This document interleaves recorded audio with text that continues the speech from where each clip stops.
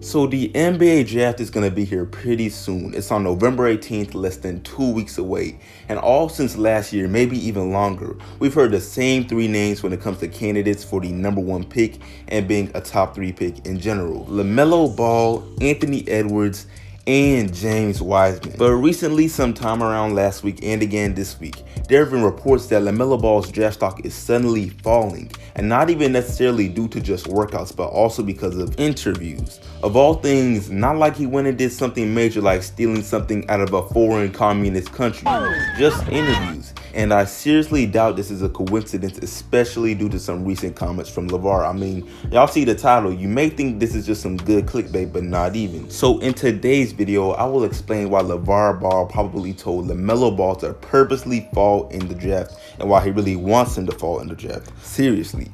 But before I do, man, what's good YouTube? Plug Speaks back with the vid. If you are new, subscribe. If you still see LaMelo Ball going top 3 in the draft, sub up. I am posting quality basketball content 2 to 3 times a week, and we are trying to hit 1K within a month. Back to the vid though.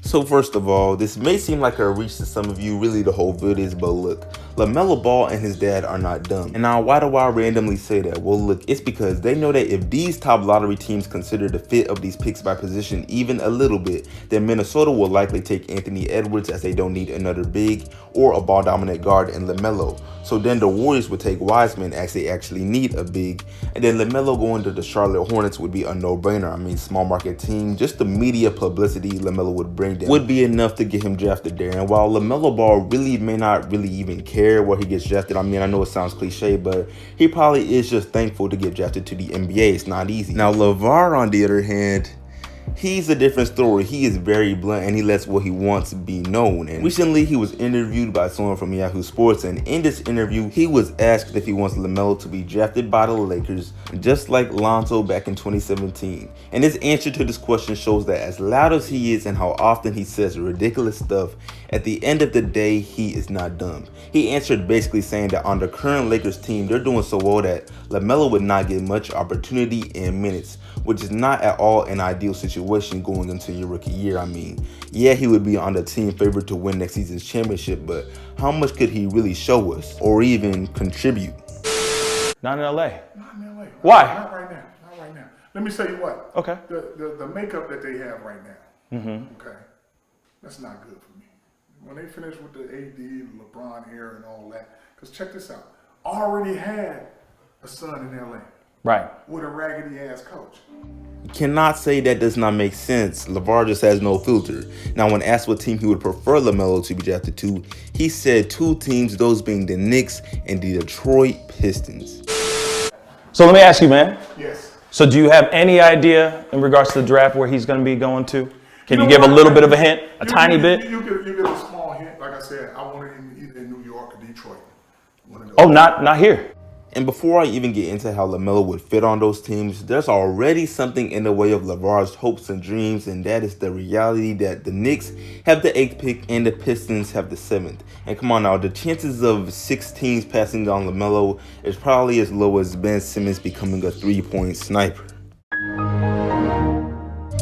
And although yes, these teams could just trade up, that's yet another unlikely scenario that'll be discussed later. However, clearly these obstacles are not stopping efforts from LaMelo to help make this happen, according to recent reports of his interest falling. And for those that doubt he's intentionally playing poorly or even that LaVar told him to do this, I mean, it is a bold claim, so that's fair, but you're basically telling yourself that LaVar told Yahoo's media team where he hopes LaMelo lands before telling his son LaMelo himself, which doesn't even make sense. But moving on, I'm gonna get into LaMelo's fit on LaVar's preferred teams, and honestly the fit is nothing crazy for either the Knicks or the Pistons. So LaVar's reasoning is kinda unclear, besides the fact that LaMelo would have the opportunity to quickly try and establish himself as the #1 or #2 option on these teams, as he would probably be given good minutes. But yeah, as far as the Knicks, I don't believe this would be too good at all. Like, just the dysfunction from team management to there not being defined roles among players. I mean, like I said, LaMelo would at least have the opportunity to try and establish himself, but there are players like Dennis Smith Jr. and even RJ Barrett that are still young and trying to make a name for themselves, and it is hard to believe they just take a step back or just let LaMelo come in and try to run stuff, even if he is performing well.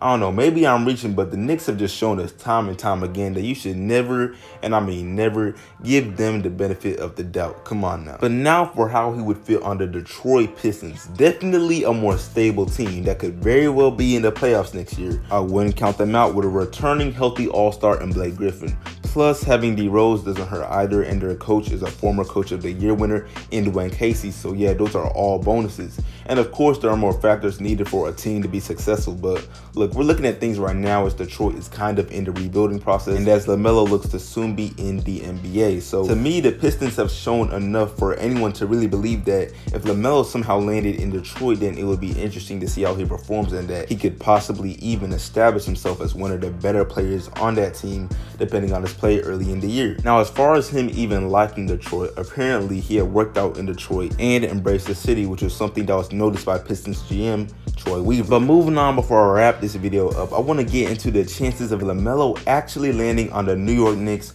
or the Detroit Pistons. And I know I already said it's pretty low, but it definitely cannot just be ruled out. And since we're already on the topic of LaMelo's fit on the Pistons, there may be more hope, because the Pistons GM Troy Weaver made it known that they intend to actually meet with LaMelo prior to the NBA draft and have an interview, which definitely shows they are seriously considering landing him as a possibility, even though, like I said, he's been projected to be top 3 all year long. It also shows they have ideas on possibly trading up to land him, which is probably the only actual realistic way they could get him, because again, there's no way 6 teams pass up on this guy. I don't care how bad he's doing according to reports. Like, it's just no way there's another Bobo situation where you're projected to go top 10 but don't actually get picked up until the second round. I do not see it happening. But yeah, just off how optimistic the Pistons management sounds, I do doubt it occurs, but LaMelo may very well be a Detroit Piston after this year's draft. And just the thought of that is pretty crazy, being that, like I said, this entire past year and beyond,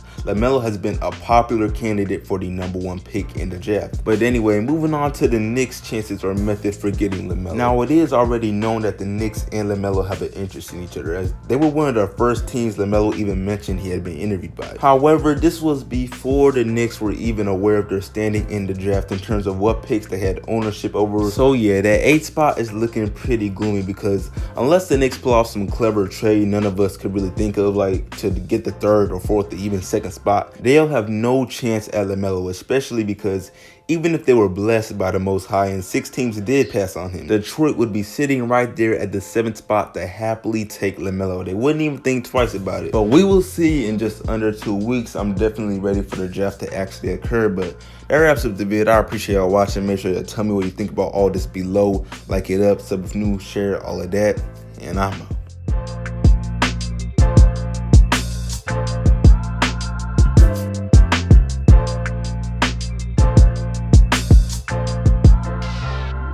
Young Music.